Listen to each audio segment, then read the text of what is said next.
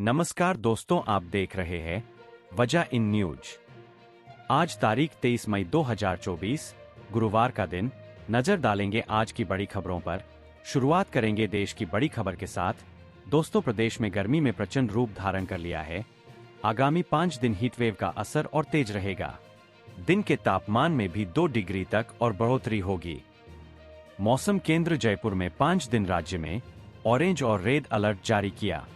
इन हालात को देखते हुए मुख्यमंत्री भजनलाल शर्मा ने बिजली, पानी और चिकित्सा विभाग के अधिकारियों को विशेष सतर्कता बरतने के निर्देश दिए हैं। मुख्यमंत्री के निर्देश के बाद तीनों विभागों के अधिकारियों के अवकाश निरस्त कर दिए गए हैं और मुख्यालय बिना अनुमति नहीं छोड़ने के लिए कहा है।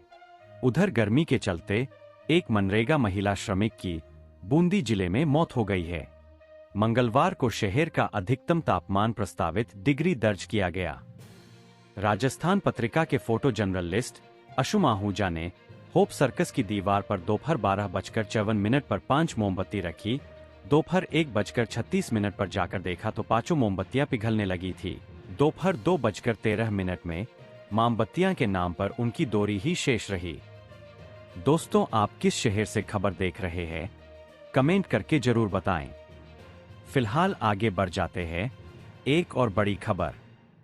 लंबे समय से भर्ती परीक्षाओं के परिणाम का इंतजार कर रहे बेरोजगारों के लिए खुशखबरी है। चुनाव आयोग की अनुमति के बाद अब राजस्थान कर्मचारी चयन बोर्ड की ओर से 7 भर्ती परीक्षाओं का परिणाम जारी किया जाएगा। बोर्ड ने 19,000 पदों पर यह भर्ती परीक्षा आयोजित की थी, लेकिन पहले विधानसभा चुनाव और फिर लोकसभा चुनाव की आचार संहिता के कारण परीक्षाओं का परिणाम जारी नहीं हो पाया था।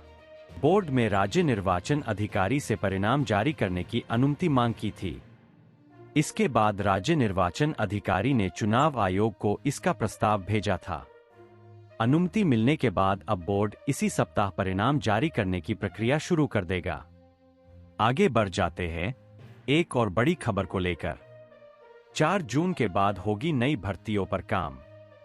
राजस्थान कर्मचारी चयन बोर्ड की ओर से नई भर्तियों पर भी काम शुरू किया जाएगा।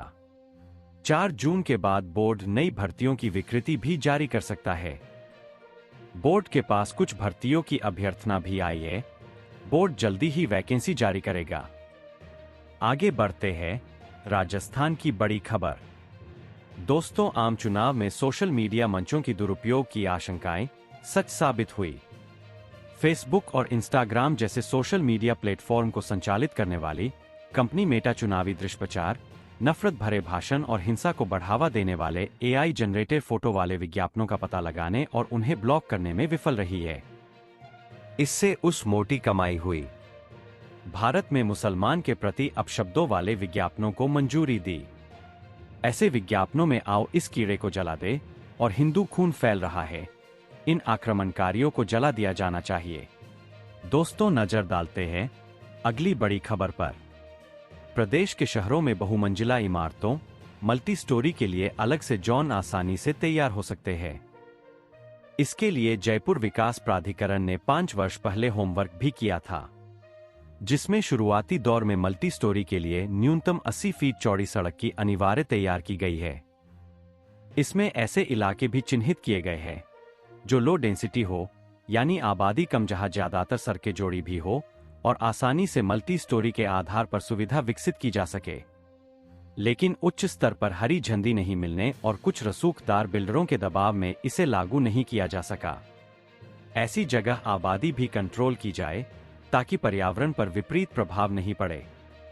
दोस्तों, नजर डालेंगे देश की बड़ी खबर पर। प्रधानमंत्री नरेंद्र मोदी ने विपक्षी गठबंधन पर हमले जारी करते हुए कहा कि बाबा साहब भीमराव अंबेडकर नहीं होते तो पंडित जवाहरलाल नेहरू अनुसूचित जनजाति एसटी को आरक्षण नहीं मिलने देते। विपक्षी गठबंधन भ्रष्टाचार, ट्रस्टीकरण की राजनीति और सनातन विरोधी सोच के साथ खड़ा है। लोकसभा चुनाव के नतीजे घोषित होने के साथ इन सभी को बड़ा झटका लगेगा। मंगलवार को बिहार के मोतिहारी और महाराजगंज में चुनावी सभा को संबोधित करते हुए मोदी ने दावा किया कि ईडी गठबंधन पहले चरण में पस्त, फिर ध्वस्त और 5वें चरण में पूरी तरह परास्त हो गया। उन्होंने कहा कि नेहरू से पहले राजीव गांधी तक इस परिवार की जितने प्रधानमंत्री हुए सब ने ओबीसी आरक्षण का विरोध किया। कांग्रेस के पास एक ही वोट बैंक बचा है। आगे बढ़ जाते हैं देश की एक और बड़ी खबर। पहचान के दस्तावेज की सख्ती और वेबकास्टिंग से निगरानी के बावजूद फर्जी मतदान पर पूरी तरह रोक नहीं लग पाई है। इस बार 698 लोग मतदान केंद्र पहुंचे तो पोल खुली कि उनका वोट कोई दूसरा व्यक्ति पहले ही डालकर गया है। मतदान दलों में पुख्ता पहचान के बाद इनको असली मतदाता मानकर टेंडर वोट डलवाया।